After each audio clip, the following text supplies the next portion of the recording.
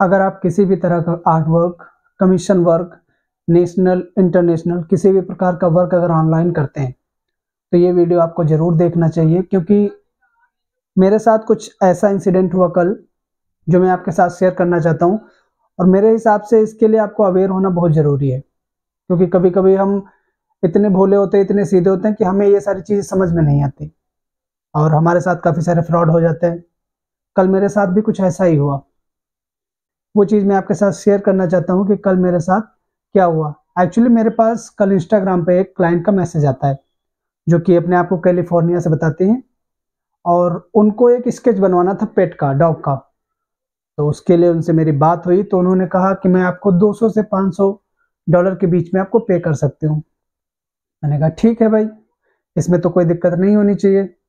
फिर मैंने उनसे फाइनल पूछा कि आप इसके लिए कितना पे करना चाहती हैं, मतलब 200 से $500 के बीच में आप कितना पे कर सकती हैं? तो उन्होंने कहा 200। मैंने कहा ठीक है, 200 में मैं कर दूंगा। फिर होता क्या है, वो पूछते हैं आपका पेपल अकाउंट है? मैंने कहा हाँ ठीक है, मेरा पेपल अकाउंट है, आप देख सकते हैं ये मेरा पेपल अकाउंट। उसके बाद उन्होंने मुझे $200 सेंड किए। उनके हिसाब से उन्होंने मुझे $200 सेंड किए, करके भेजा या कैसे भी भेजा, एक स्क्रीनशॉट उन्होंने भेज दिया मुझे। मैंने देखा, फिर मैंने अपना पेपल अकाउंट चेक किया, तो उसमें कुछ भी नहीं आया था। मैंने उनको इन्फॉर्म किया कि मेरे पेपल अकाउंट में अभी तक कुछ भी नहीं आया है। उन्होंने कहा अपना मेल चेक कीजिए, हो सकता है मेल पे कुछ आया हो। मैंने कहा चलिए ठीक है, मेल भी चेक कर लेते हैं। फिर मैंने मेल चेक किया तो स्पैम में एक मैसेज पड़ा था, वहाँ पर क्लियरली लिखा था कि ये स्पैम भी हो सकता है। मैंने कहा ऐसा हो तो नहीं सकता भाई, देखते हैं। फिर वहाँ पे लिखा हुआ था कि आपके अकाउंट में $100 सेंड किए गए हैं, लेकिन वो रिसीव नहीं हो सकते। फिर मैंने ये चीज़ उनको इन्फॉर्म की, उसका स्क्रीनशॉट आप देख सकते हैं यहाँ पर। मैंने उनको इन्फॉर्म किया कि मुझे ऐसा अभी तक कुछ भी रिसीव नहीं हुआ। फिर उन्होंने कहा मैं आपको $100 और सेंड कर रही हूँ, लेकिन आप वो मुझे रिफ़ंड कर देना। मैंने कहा ठीक है, अगर मुझे $300 अगर रिसीव हो रहे हैं, तो मैं आपको $100 रिफ़ंड कर दूँगा, इसमें मुझे कोई दिक्कत नहीं होगी। फिर होता क्या है, फिर एक मेल आता है $100 का, लेकिन मेरे पेपल अकाउंट में अभी तक कुछ भी नहीं आया था। फिर मैं पेपल अकाउंट चेक करता हूँ, फिर मैं उनको इन्फॉर्म करता हूँ कि मेरे पेपल अकाउंट में अभी तक कुछ भी नहीं आया है। फिर वो थोड़ी देर बाद उसका मूड चेंज हो जाता है। अब वो स्विंग्स था या क्या था, एक्चुअली में इसको फ्रॉड ही कहेंगे, क्योंकि अगर इस तरीके से कोई आपके साथ कर रहा है तो वो फ्रॉड ही है। फिर उसने कहा नहीं, मुझे अब ड्राइंग बनवानी ही नहीं है और मुझे मेरा पैसा रिफंड चाहिए। मैंने कहा भाई, मुझे तो अभी तक बैलेंस रिसीव ही नहीं हुआ, मैं आपको रिफंड कैसे कर सकता हूँ? उन्होंने कहा नहीं, मुझे रिफंड चाहिए, मुझे अब ड्राइंग नहीं बनवानी है और आप मेरे $300 मुझे रिफंड कर दीजिए।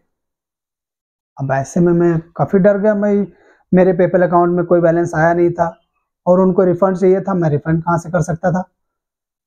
फिर मैंने उनको समझाया कि देखिए मेरे भी पेपल अकाउंट में कुछ भी आया नहीं है, मैं आपको स्क्रीनशॉट भी भेज रहा हूँ। उनको मैंने बाकायदा स्क्रीनशॉट भी भेजा, लेकिन अब वो इस चीज़ को मानने को तैयार नहीं। अब वो मुझे एक हिसाब से और डरा रही थी, कह रही है कि आप किसी अपने दोस्त से लीजिए, उधार लीजिए और मुझे रिफंड कीजिए। मैंने कहा ऐसा तो नहीं होता है कि जब मुझे रिसीव नहीं हुआ बैलेंस तो मैं आपको रिफंड कैसे कर सकता हूँ? फिर उसने कहा नहीं, मुझे तो रिफंड ही चाहिए, अदरवाइज मैं आप पर केस कर दूंगी। अब बात जब केस तक आ गई तो मैं काफ़ी डर गया कि ऐसा भी कैसे हो सकता है कि मुझे बैलेंस भी रिसीव नहीं हुआ और वो केस करने की बात कह रही है। फिर मैंने एक दोस्त को कॉल किया, मैंने उस दोस्त से बात की, उसको सारी बात बताई और उसके पास स्क्रीनशॉट वगैरह सेंड किए। उसने देखा तो उसने बताया नहीं, तुम्हें डरने की ज़रूरत नहीं है, इसमें कुछ नहीं होगा। एक्चुअली उसने बैलेंस सेंड ही नहीं किया है, उसने एडिट करके तुम्हें स्क्रीनशॉट भेजा है और ये इस तरीके से का एक फ्रॉड है, जिसमें क्लाइंट को फँसाते हैं लोग और उनसे रिफंड लेते हैं, उनको डराते हैं और काफ़ी हद तक क्लाइंट डर भी जाते हैं, क्योंकि बात जब कोर्ट केस या इन सारी चीज़ों की आती है तो रिफंड करना ही पड़ता है, वो कैसे भी मैनेज करके रिफंड करते हैं। तो अब जब उल्टा ऐसी बात आई तो मैंने उसको ये वाला मैसेज भेजा, आप स्क्रीनशॉट देख सकते हैं कि अगर आप मुझे डिस्टर्ब करेंगी, हालांकि मेरे पेपल अकाउंट में अभी तक कोई बैलेंस नहीं आया है, लेकिन अगर आप मुझे डिस्टर्ब करती हैं तो मैं लॉ के सेक्शन 498 के ए के तहत आप पर केस कर दूंगा। अब जब ये मैसेज मैं उसको सेंड करता हूँ तो उसके बाद उसका दोबारा उसने मैसेज सीन किया लेकिन उसके बाद उसका कोई दोबारा मैसेज नहीं आया। तो इन सब बातों का कहने का मतलब एक ही है कि इंस्टाग्राम पर भी काफ़ी तरीके से फ्रॉड होते हैं। अब वो चाहे पेपल अकाउंट को लेके हों, कमीशन वर्क को लेके हों, या किसी भी तरीके से। अगर हम किसी भी प्रकार का ऑनलाइन वर्क कर रहे हैं तो हमें अवेयर रहने की ज़रूरत है, हमें सचेत रहने की ज़रूरत है, क्योंकि ऐसे फ्रॉड आए दिन पर दिन देखने को मिलते हैं। और हम लोग जैसे हैं, हमें इतनी नॉलेज नहीं होती इन सारी चीज़ों की, और इंटरनेशनल क्लाइंट की तो क्या ही बात करें, तो हम लोग डर भी जाते हैं। तो थोड़ा अवेयर रहें, थोड़ा कोई भी अगर कमीशन वर्क ले रहे हैं या कोई भी ऑनलाइन वर्क ले रहे हैं, नेशनल है या इंटरनेशनल है, थोड़ा रिसर्च करें उसके बारे में, क्लाइंट कैसा है, उसके बाद ही सारी चीज़ों को अप्रोच करें। अदरवाइज डराने के लिए ये सारे स्कैम बहुत हो रहे हैं ऑनलाइन वर्ल्ड में, तो इनकी कोई हद ही नहीं है जितने होते हैं। आपको थोड़ा अवेयर रहना है। मैं अपनी अगर बात बताऊं तो मैं काफ़ी डर गया था इन सारी चीज़ों से, क्योंकि ऐसा मेरे साथ पहले कभी नहीं हुआ था। ये मेरा फर्स्ट एक्सपीरियंस था कि ऐसा मेरे साथ कभी हुआ। हालांकि मैंने कमीशन वर्क ऑनलाइन ड्रॉ किए हैं, काफ़ी सारे ड्रॉ किए हैं, लेकिन ऐसा फ्रॉड पहली बार देखने को मिला मुझे लगा कि ऑनलाइन करना है, और उसने ये भी कहा कि आपको हार्ड कॉपी नहीं सेंड करनी है, केवल मेल कर दीजिएगा फ़ोटो। तो मैंने कहा ठीक है, इसमें तो कोई दिक्कत होनी ही नहीं चाहिए। और उसके बाद मेरे साथ ये हुआ।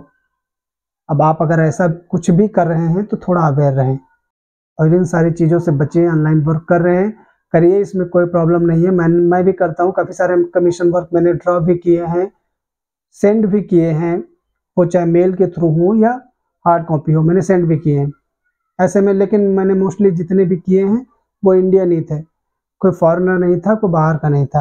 ये पहला क्लाइंट था जो बाहर का था और जिसके साथ मेरा ऐसा एक्सपीरियंस रहा। तो आप सभी को सचेत रहने की ज़रूरत है, अवेयर रहने की ज़रूरत है।